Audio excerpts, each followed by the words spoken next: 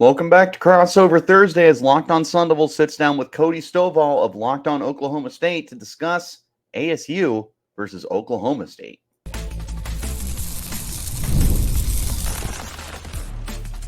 You are Locked On Sun Devils, your daily podcast on the Arizona State Sun Devils. Part of the Locked On Podcast Network, your team every day. Welcome back to the Locked On Sun Devils podcast, part of the Locked On Podcast Network, your team every day. My name is Richie Bradshaw, and I will be your guide for everything Arizona State Sun Devils. A special shout out to my everydayers who are here every day, and thanks to all of you for making us your first listen of the day. Don't forget to hit like, subscribe, turn on notifications wherever you get your shows. Stay in touch by following me on Twitter. You can find me at RichieBrads36 and the podcast at LO_Sun Devils. Today's episode is brought to you by our friends over at FanDuel. You can start the season with a big return on FanDuel. New customers place a $5 bet. You'll get started with $150 in bonus bets if your first bet of $5 wins. Visit FanDuel.com to get started. Ladies and gentlemen, welcome back to Crossover Thursday, and welcome to the final 5 games of the 2024 season for the Arizona State Sun Devils. The 5-2 Sun Devils, just like we all predicted, are one win away from being bowl eligible. They are one win away from tying the amount of wins that they have had over the last 2 seasons combined. They are one win away from proving that they are further ahead in this rebuild than anybody would have imagined. We've talked before. I said that ASU was going to be 7-5 this year. At this point in the season, I had ASU as what did I have them as? A 4-3 football team. 4-3, which included three out of conference wins and 3 straight losses in the Big 12. After that, I said they were going to go 3-2, and Oklahoma State was one of the losses on this schedule. I liked ASU's chances. I knew that this was a tough schedule. I also said that Oklahoma State was one of the 3 most unwinnable games for the Sun Devils this year. Well, that's just not the case, because this is a very beatable Oklahoma State team. As we'll talk more in just a moment with my friend Cody Stovall from Locked On Oklahoma State, you will see this is not the team that was promised to us before the season starts. I feel like Arizona State could find a way to pull out a win. We'll discuss more my feelings, but this is a fun podcast. Very detailed. There's a lot of good conversation. So sit back, buckle in, and enjoy this crossover edition of Locked On Sun Devils and Locked On Oklahoma State. I'll see you guys there. Until then, you keep it locked right here on Locked On Sun Devils. The Cowboys are reaching back to 1900 to take on the ASU Sun Devils. They're going to need that inspiration of the Oklahoma A&M Aggies. The inspiration is going to have to be enough to shut down Cam Scadaboo. But the real question is Alan Bowman going to be enough to get the W on homecoming?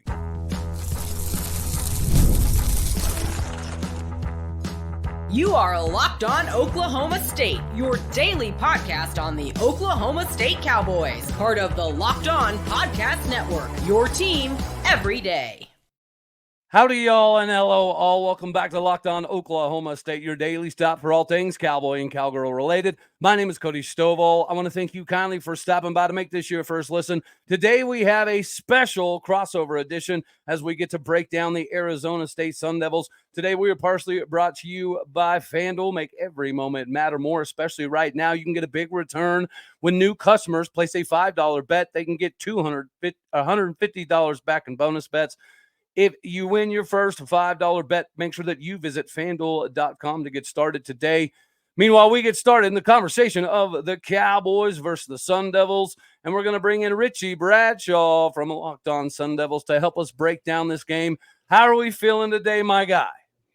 Feeling good. This is a game that I've been looking forward to since the start of the year. Fun fact, when I was doing my preview over the summer, I said this was one of the 3 most unwinnable games for the Sun Devils going into the year. Now, don't get me wrong, this didn't suddenly become this is going to be an easy win. Right. I think the Sun Devils have a puncher's chance in this game, but we'll see. There's a lot going your way. It's homecoming. The jerseys are sick. It's a gotta win now for Oklahoma State to make sure they can go bowling. So there's a lot on the line here for Oklahoma State, and it's in Stillwater. So still not feeling great, but I feel a little better than I did in July. Well, one of the fun factors in this game for me now is the fact that we are going back to the 1900 through 1922 uniforms to try to make this happen, which is ironic because I'm pretty sure that was Alan Bowman's freshman year of college, right around the end of this. So as we look for inspiration for Alan Bowman, you gave me some good news right before we got on the air. Well, good news for Sun Devils, maybe not great news for Cowboy fans. It appears as though Sam Leavitt is, in fact, going to play. How healthy is he, and what do you think that he's going to be able to provide in this game in Stillwater?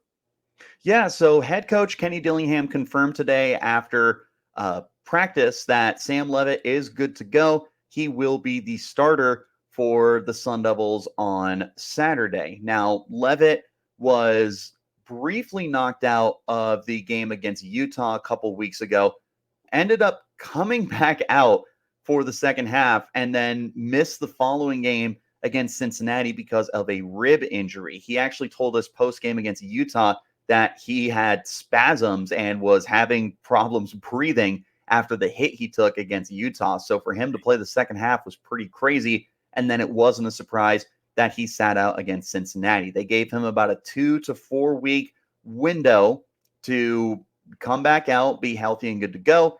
He took the 2 weeks. He sat out Cincinnati. ASU's coming off a bye. Perfect situation for ASU. And this is a guy that he does a lot for your offense. And he is a redshirt freshman. And the best way I can describe it is he's playing like a redshirt freshman. There's highs and there's lows. Right. There's some great passes and there's some what the heck are you doing passes. And there's a lot of growing that he's done, but he's gotten better each week. And I will tell you right now up front, he is a dual threat, and he can beat you with his legs, and that's one of the biggest aspects of his game. We're all going to be wondering, though, coming off a rib injury, how much are you going to be running? Are you going to be a little more cautious? Should we expect you to just be confident all over again? What's that game planning look like? What does the coaching look like? Because a lot of his running is when the pocket breaks down. I'm just curious if a lot has changed, or if they're going to get right back to what they do as their bread and butter. Well, as you are very well aware, we've had a propensity to not be able to tackle anybody other than oxygen for a good part of the season. So realistically, I don't know that Sam Leavitt needs to do a lot of rushing. We'll talk about him in segment 3, but you have this battering ram named Scam Cadbu that I don't know that anybody in the country is prepared to go up against on a consistent basis. So that's going to be a difficult proposition. As I look at this thing from an Oklahoma State perspective, you are right. The uniforms have, ironically enough, inspired at least the fan base to show up and show out a little bit more. It being a night game is going to be something that is pretty beneficial. Because Boone Pickens Stadium, if it is in the right environment, that crowd can get pretty wild. Of course, the stadium is literally right on top of you. You can touch the opposing players if you're in the front row. I don't know that that's a good thing, but it has been something that's beneficial to us. The ticket, though, for that to work is things have to start to snowball negatively, right? The benefit to the sideline being literally on top of you where they can reach out and touch the players, essentially, is whenever things are going bad, and we can hear the entire conversation, that's when the fan base starts calling out the plays and joking about this guy, arguing with this guy. And you know how it is. It can snowball. It can become a thing. So if it's not even close, then it takes that atmospheric advantage completely out of the equation. And I think that the weather may be somewhat helpful in keeping it close, but that's going to be contingent upon us likely being able to run the ball, which could be a difficulty. Whenever you look at Alan Bowman versus Sam Leavitt, what is something that Alan Bowman does that you may actually be slightly concerned about, and vice versa? I mean, Bowman is still a very confident passer. He's someone that you have to respect with all of the years of experience that he has.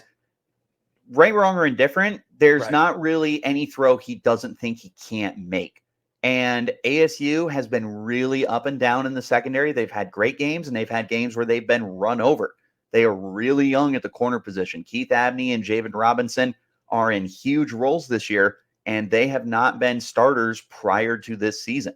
They have some highs. I will tell you, Keith Abney is very impressive to me, but they've gotten beat at times this year, and those guys play 90% of the snaps. So a guy like Alan Bowman might be able to identify, hey, these corners that are inexperienced might be a little bit tired, and I might be able to have one of my phenomenal receivers get a way to find themselves open, and then there's a big play.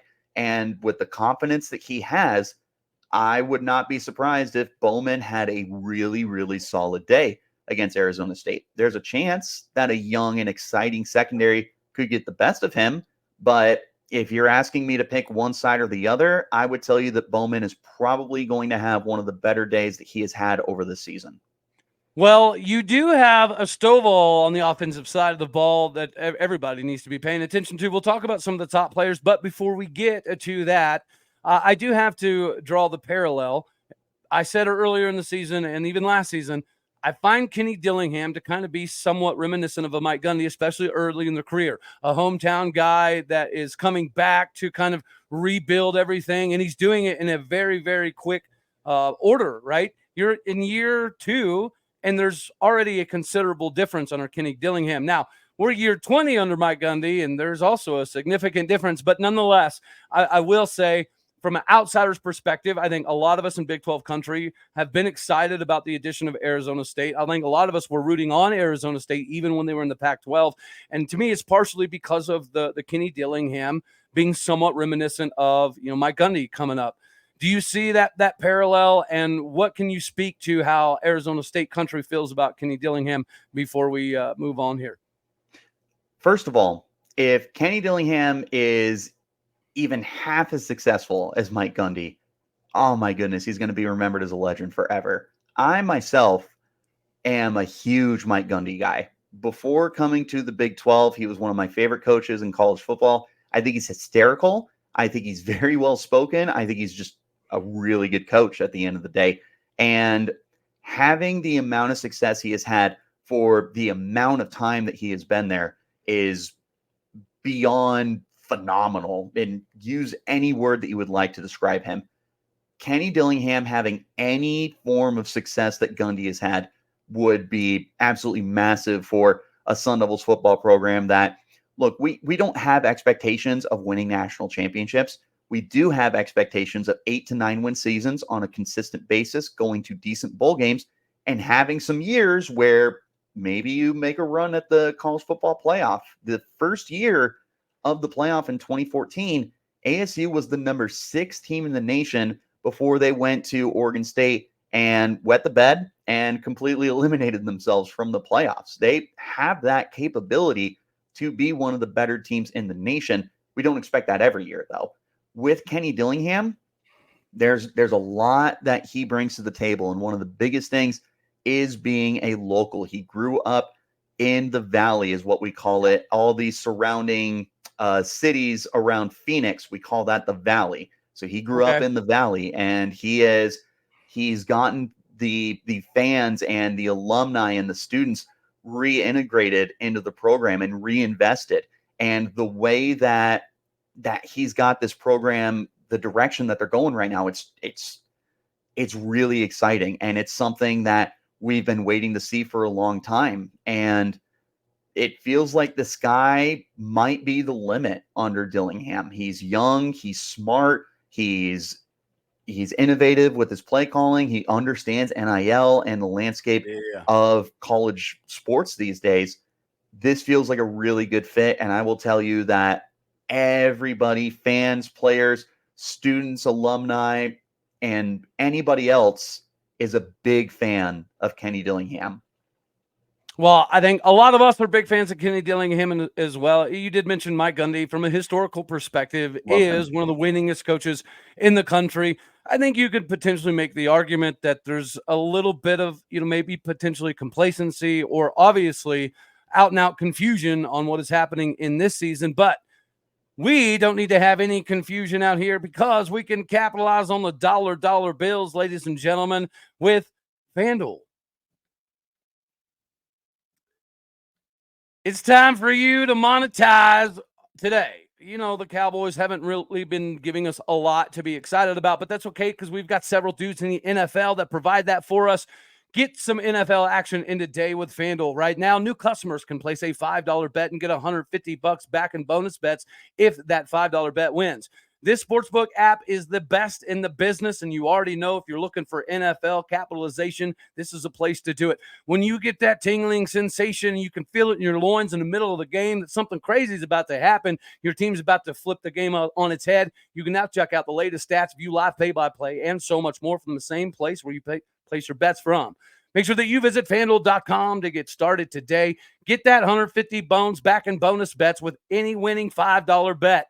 With FanDuel.com, you've got to get squared away, get your monetary gains figured out when that tingling sensation happens for you. Get with FanDuel, the official sportsbook partner of the NFL. Richie, it's money-making season, baby. All right, buddy. Now we can kind of shift a little bit more here towards some of the players that we need to watch out for. Of course, from Oklahoma State perspective, everybody's going to naturally talk about, is Ollie Gordon going to get off the injury-prone limitations that he's had recently on top of the limitations, coming into it, which does beg the question, are we going to see some more of the true freshman Rodney Fields at running back? I believe so, because Ollie Gordon's certainly not 100%. He's going to play. He's going to try to do the daggone thing for as many carries as possible, but we should see some Sesi Vaialahe mixed in there again with some more true freshman Rodney Fields. From a defensive perspective, Jaleel Johnson, defensive end, number 95, is back. I expect Deshaun Brown to have a potentially big day as well. The question for us is always going to be a nose tackle. We've got the guys that can move houses and mountains, but it's not being able to kind of translate on the field. And then defensively, we have Justin Wright back. It is going to be a massive addition for that linebacker core to kind of help get some things regalvanized. In the back end, we've got a lot of difficulties, right? Our starting free safety just announced that he has an ACL tear. So this is going to be a maturation process, I'm thinking, at least in this game. This should be a game where we finally get to see some more underclassmen like Landon Cleveland and David Kabongo playing safety. We could potentially see some guys like RJ Lester at the cornerback position as well. So as we round out the Cowboy conversation, what do you say, sir, about the Sun Devils that Cowboy country needs to pay attention to? This is a really interesting Sun Devils team. There's a handful of really good players. I don't know if there's any superstars on this team the way that Ollie Gordon is a superstar. Right. And I know that Gordon hasn't been what he was last year. He still scares the bejesus out of me. I will tell you that there is not a single chance I go into Saturday and I go, oh yeah, we're going to hold him down. ASU has had a good run defense this year, but they still got run over by Taj Brooks. They got run over by Devin Neal. The best running backs in the Big 12 have had success. Ollie Gordon has a couple of 100-yard games under his belt. I know he's found the end zone over the last couple of games. He's likely in for a decent day, but Sun Devils' run defense is pretty good, and they do it at all three levels. On the interior of the defensive line, you've got nose tackle CJ Fight, and he was almost a full-time starter as a true freshman last year. Might have missed like 2 or 3 games just figuring out the rotation. But I mean, he's a gap plugger. It's very difficult to run against CJ Fight. And then at the linebacker core, Keyshawn Elliott, one of the best kept secrets in the Big 12. He's just a phenomenal player. He's a great tackler. He's opportunistic with getting sacks. He's got an interception on the year. He's just a very quality player. You've got one of my favorite defenders on the Sun Devils. He was the team MVP last year, and he's got an argument this year, is Shamari Simmons. Simmons is a safety, but he has been moved to the nickel role due to injuries this year. And goodness, he is fast. ASU does a good job stuffing the run up front. It's difficult to run between the tackles. So when you try to run it outside, Shamari Simmons is so quick that he's able to set that edge the way that a linebacker or an edge rusher would set the edge. And he's a very quality tackler. He's going to be incredibly crucial in this game against Ollie Gordon and the rest of that Oklahoma State offense. So those are the three guys on defense, I would tell you, that are going to be critical for ASU. CJ Fight at nose tackle, Keyshawn Elliott at linebacker, Shamari Simmons at nickel/safety for the team. Well, I can tell you from a matchup perspective, of course, I'm going to be watching my dude, Cody Stovall, take on Cam Smith. But outside of him, you have that Gilroy dude still there? Because that mother trucker is good. I don't like that guy. But you know what? He'll have the opportunity to line up the next across from Corey Black. From a wide receiver perspective, what does Arizona State kind of bring to the table? Because the back end of our defense has been extremely problematic this season. And even when we had a full bill of health, this was still an issue schematically for us without leaving massive windows open for people to settle down in. So wide receivers are scary for us. So who, do you really expect to pop off and have a big day in this particular game? Allow me to introduce you to wide receiver 1, Jordan Tyson. Tyson transferred to ASU last year from Colorado, sat out the whole year as he was recovering from a knee injury. He was greenlit to go over the spring to get back into practices. He looked solid. Fall rolls around. Man, this guy looks good. He's built like a number 1 receiver. He's fast. And unfortunately, they haven't been able to unlock the deep ball this year. There's just inconsistencies with Levitt's ball placement down the field. But Tyson's a guy that the moment the ball is in his hands, something big can happen. He has been the most targeted receiver for the Sun Devils this year. He's been the most reliable receiver. He's just a big play threat. And being able to attack all 3 levels of the field is something that really opens up the offense for ASU. You have a great run game, Cameron Scadaboo and the rest of the guys, but Jordan Tyson is the player that they go to through the air to be able to open up everything else. And he's very good. I will tell you right now, that is wide receiver 1. And unless you guys give him the clamps, which I wouldn't rule out because any given Saturday it can happen. Right. Unless he gets the clamps, I would get used to hearing Jordan Tyson's name, jersey number 0, because you got to have that vibe. I don't get me started on the number 0. I'm not going to do it. I'm not going to go there. I do like it on Ollie Gordon. It is starting to grow. I was going to say, at least you got a good number 0 on your team. Right. That I will have to admit. Now, wonderful guest and friend of the show, Isaiah Glass, has been able to fill in admirably this season because our starting left tackle, Dalton Cooper, went down a few weeks ago. And Isaiah was playing a lot of right tackle already, but now that we've made the ability to slide him back over to left tackle, he's been very, very good for us. What does Arizona State have at offensive line, since you gifted us one of the best tackles in the league, in my personal opinion? What else do we need to worry about? Because our defensive line has been absolutely atrocious at getting pressure. Is there a weakness on that line or a strength that we need to try to avoid in order to get some sort of pressure?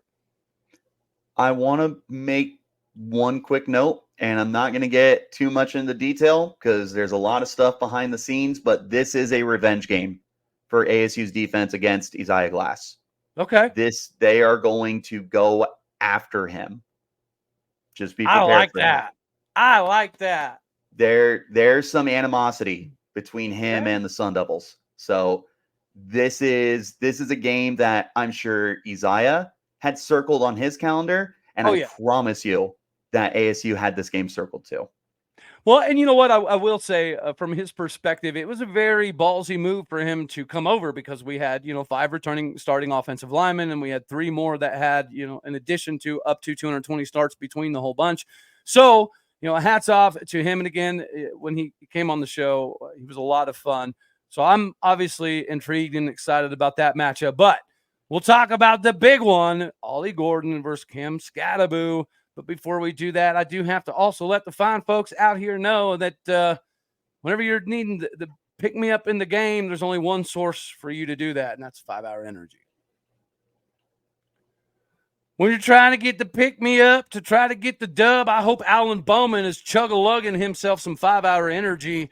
But That is the best source in the game whenever you need that pickup. If you're a passionate football fan and it's not just a hobby, it's more like a way of life, you need to make sure you stay engaged through the tailgate, through the celebrations, through the end of the game and beyond, which is why they've created the best 5-hour energy shot ever. There's a special flavor called Fan Fuel, the energy shot made just for super fans like us, the fans who are the first in the parking lot and the last ones to leave.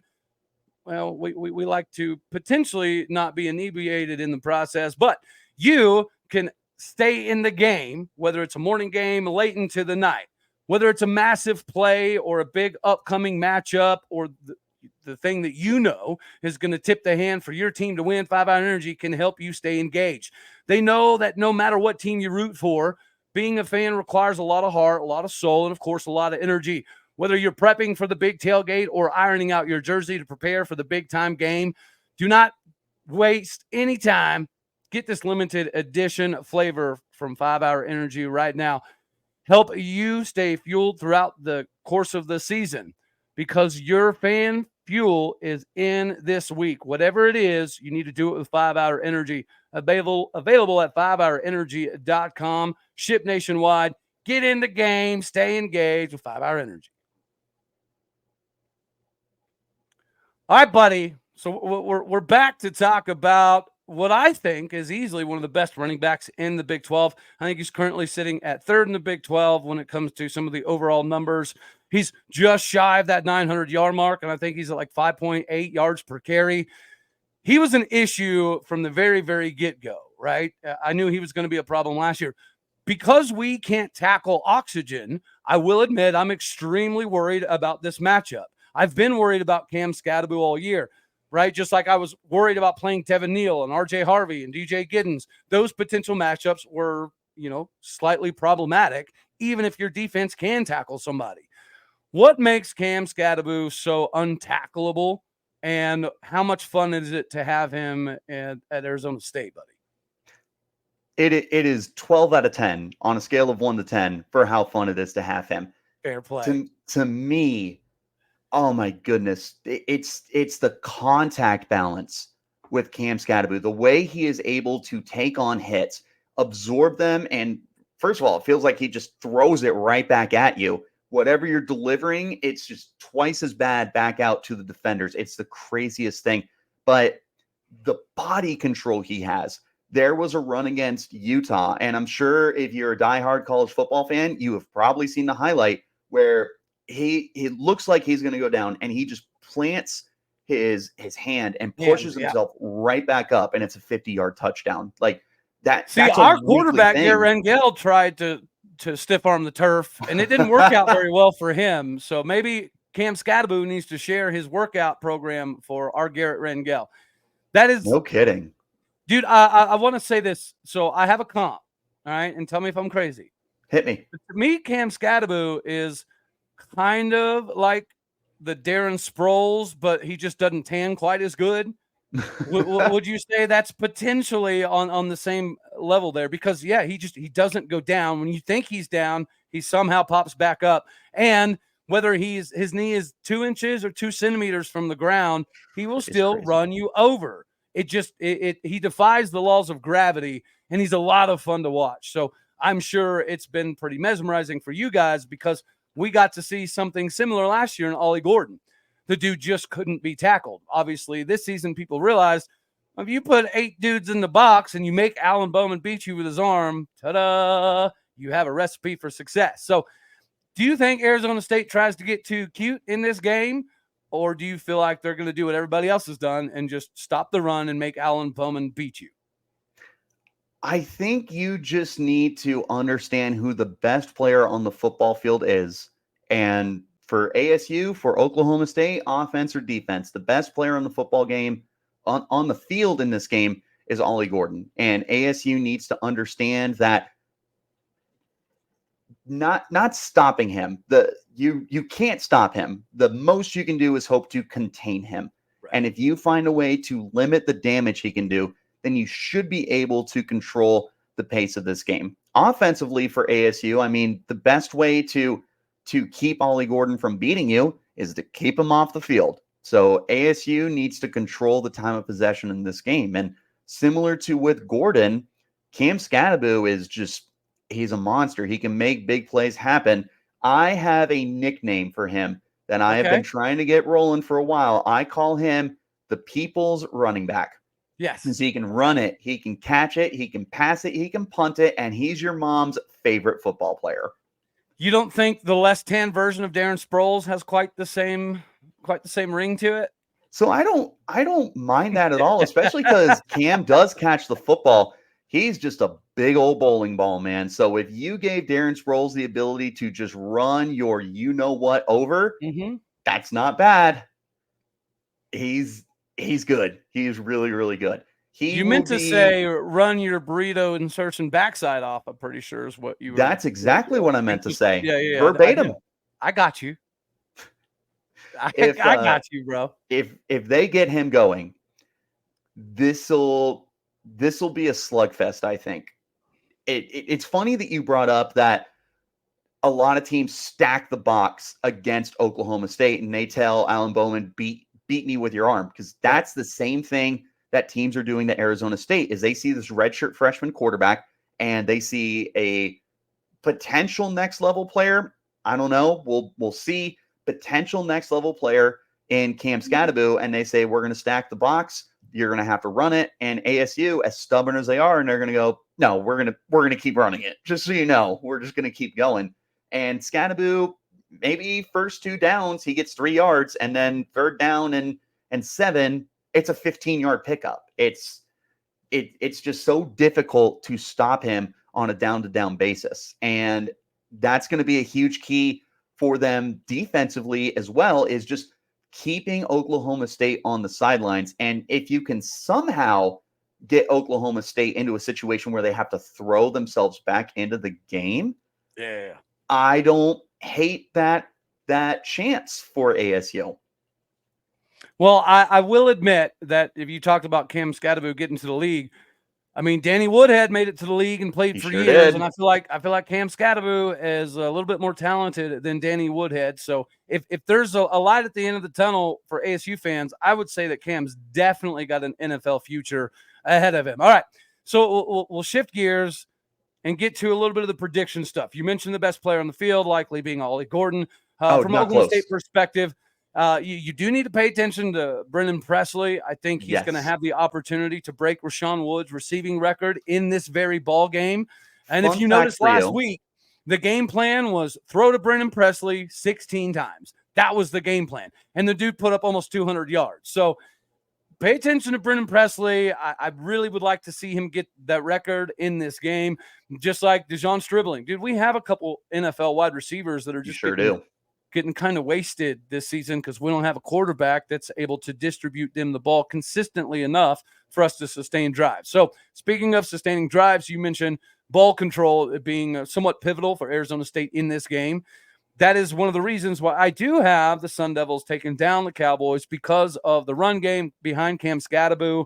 I know it's homecoming and the Oklahoma A&M Tiger/Aggie uniforms are coming out, but I still have a lot of questions about, Alan Bowman's ability to throw us out of a potentially bad situation. And then secondarily, defensively, we haven't stopped anybody.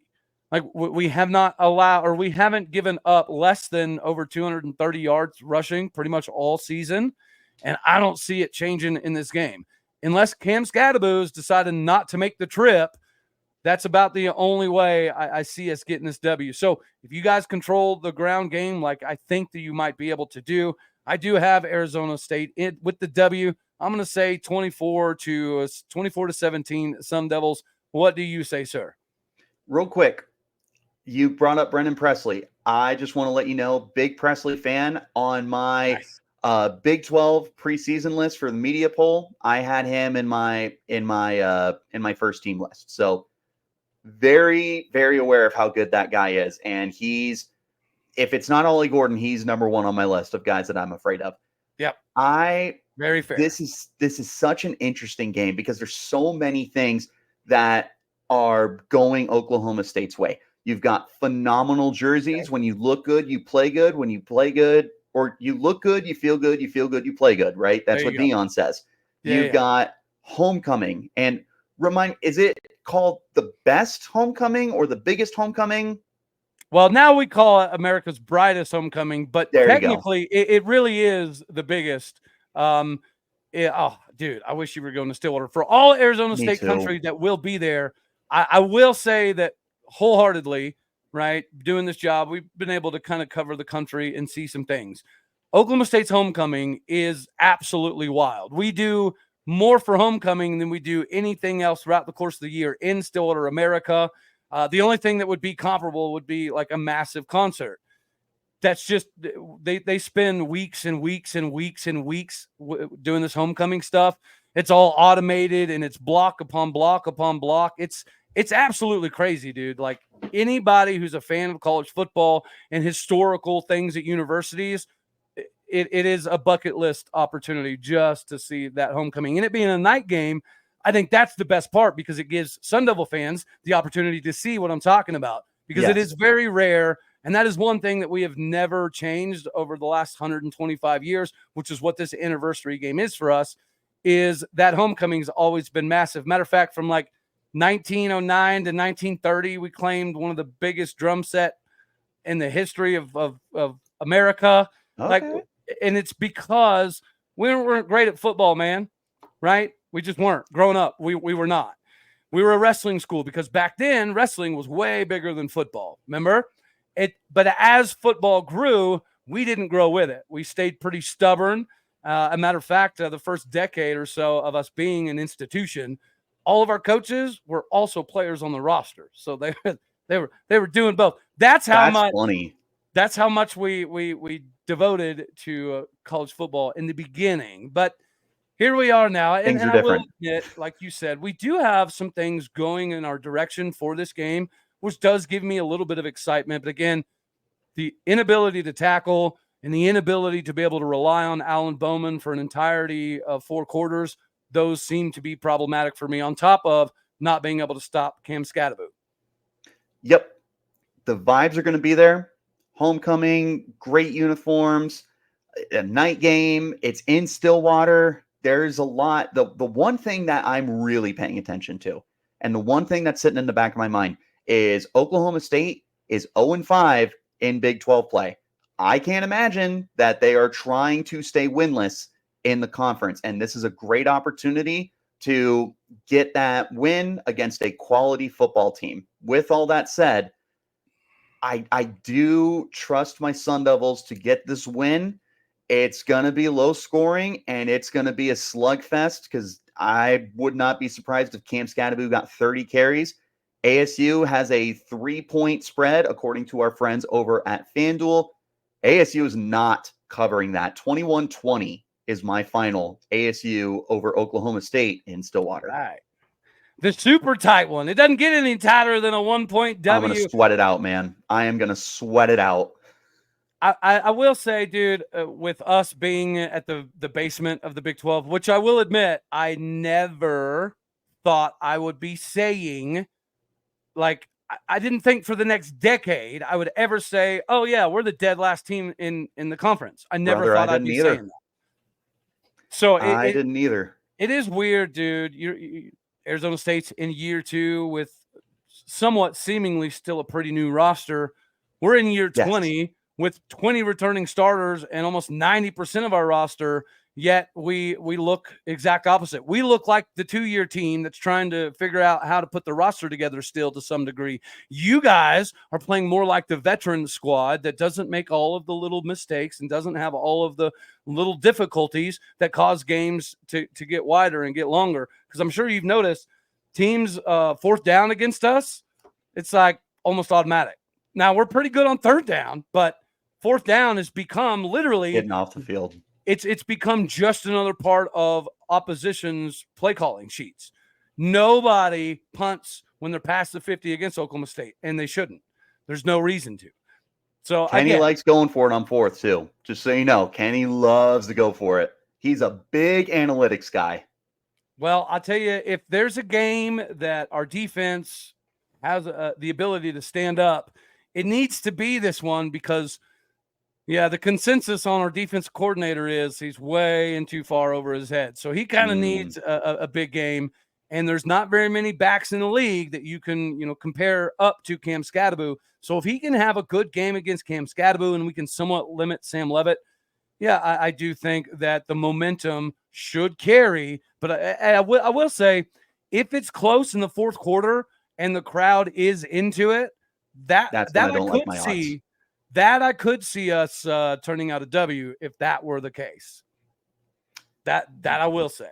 The other big factor here, and I know we got a nice, long, detailed conversation, but ASU cannot kick the football, which is why I said 21-20. They are not a good team when it comes to field goals. They are kicking 53.8% as a team this year for field goals. They can't do it. They literally just hosted open tryouts for walk-ons to come and advertise themselves to be kickers. There's a viral clip of Kenny Dillingham post-game against Cincinnati, flat out called the kicking game atrocious. He's walked it back and he's apologized. And I hate it because I'm like, you got to call what it is. Be sometimes. Real. Yes. So if this game comes down to field goals, ASU is not winning it. You're barely kicking 50% this year. They've had 3 different options. One of them hasn't even kicked because he's that bad. They can't do it. I do not trust ASU in the kicking game. If it comes down to field goals, Oklahoma State's winning this game. I don't care if your kicker was kicking 55%, let alone I think he's 75% when I picked. Yeah. 12-16. Yeah. Our kicker's not I bad. like those odds a lot better. So if it gets down to field goals, it's going to be the Pokes. And our punter is the best kept secret on the roster. He's 6'2", 220, runs a 4.59 40, and we haven't used him at all. So if there's, I've been calling for it. All right, there's going to be a game where we have a special punt for him or whatever the case may be. Hopefully it's this one, but y'all heard it here first. If it comes down to special teams, Richie Bradshaw says the Cowboys have the opportunity to get the W here. All right, Richie, I greatly appreciate it, dude. This has been an absolute blast. Is there anything else you want to leave as a parting shot before we skedaddle on off of here, brother? It's been a good time. If I can ask you one question for my ASU fans that are out there, give a recommendation for the best place to get a bite to eat. Well, Eskimo Joe's is pretty famous for a multitude of reasons. Of course, their cheese fries are nationally known. But right across, there's a really, really good burger joint now called The Garage that is highly recommended because you can eat some burgers, eat some food, drink some beer, and it's literally right next to the football stadium. So it's a pretty good trip. It's a pretty quick trip. But if you're into pizza, the best pizza joint in all of Oklahoma is in Stillwater, and that's Hideaway. All right, dude, you got a little bit of everything. I might need to make the trip out, have a few days out there and try all of them. Sounds great. It might be worth it, dude. It might be absolutely worth it. All right, Richie, I appreciate it, man. Yeah, you didn't need that anyway. The light went off at the last second. That means it knew it was time, or your house is getting unceremoniously ready for Halloween. Maybe I hope not. I got to make it through tonight. Well, ladies and gentlemen, that's all we're going to have for this one right here. Everybody say hey to Richie Bradshaw. Thank you very much for coming on here, brother, man. Hopefully this is a whale of a game. Even if it's at least close, that'll make it fun. That'll make it worth the weight in gold. All right, dude. I greatly appreciate you. I appreciate your time. We'll have to have you back on again, brother, man. Any week that's not this week. Okay, fair play. But not this week. Any other week, go Pokes. We're out of here. I appreciate you, everybody. That is Richie Bradshaw. My name is Cody Stovall. I want to thank you kindly for stopping by to make this your first listen here on Locked On Oklahoma State. You could be anywhere. So happy you choose to be here. Like it if you like the daggone thing. Dislike it if you don't. That's okay too. More importantly, share, comment, and subscribe my podcast and people out there. You're the bricks, the bread, the butter, the fountain, the fondue, the foundation, the funny stuff. You're all of it. You know what to do. Hit the stars, leave a review. That is all we're going to have for this one right here. Later, my taters.